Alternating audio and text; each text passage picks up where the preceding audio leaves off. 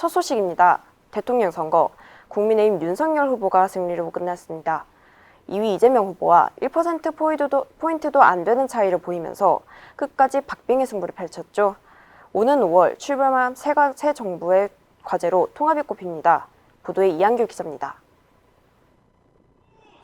제20대 대한민국 대통령에 국민의힘 윤석열 후보가 당선됐습니다. 역대급 초박빙이라고 불린 대선이었던 만큼 당선인 윤곽은 선거 다음날 새벽에 나타났고 윤석열 당선인은 민주당 이재명 후보를 0.73%포인트의 근소한 차이로 꺾으며 당선됐습니다. 윤 당선인은 검사 출신으로 지난 2013년 국정원 여론조작 사건 수사 이후 자천됐다가 2016년 박근혜 정부 국정농단 특검 수사팀장을 맡으며 이름을 알렸습니다. 문재인 정부 들어 검찰총장에 임명됐지만 조국 전 법무장관 수사 과정에서 정권과 갈등을 빚다 사퇴했습니다. 이후 지난해 국민의힘 대선 후보로 출마해 정치 입문 8개월 만에 대통령에 당선됐습니다. 우리 국민 여러분께서 저를 이렇게 이끌어주고 지켜주셨듯이 저도 오로지 국민만 바라보고 국민만 제대로 모시는 그런 사람이 되겠습니다, 여러분. 윤석열 정부의 최우선 과제로는 통합이 꼽힙니다.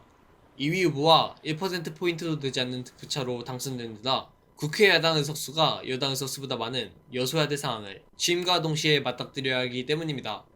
또 후보 시절 여성가족부 폐지를 공약하는 과정에서 젠더 갈등을 부추겼다는 비판도 나옵니다.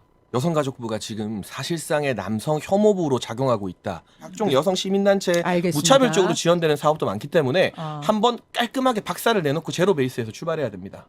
결국 지상파 출구 조사 결과 20대 이하에서 성별에 따라 표심이 크게 갈린 것으로 나타났습니다.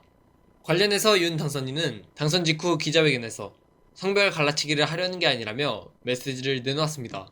이것이 선거 과정에서는 그런 식으로 오해도 받고 공격도 받았습니다만은 남녀의 성별을 갈라치기 할 이유가 뭐가 있겠습니까?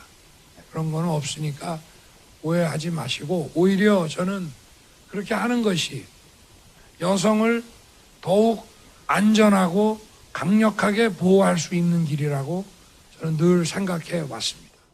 이 밖에 북한의 수위를 높이는 도발과 러시아와 우크라이나 간의 전쟁, 코로나19 방역과 경제회복 문제 같은 현안도 윤석열 정부가 극복해야 할 과제로 지목됩니다.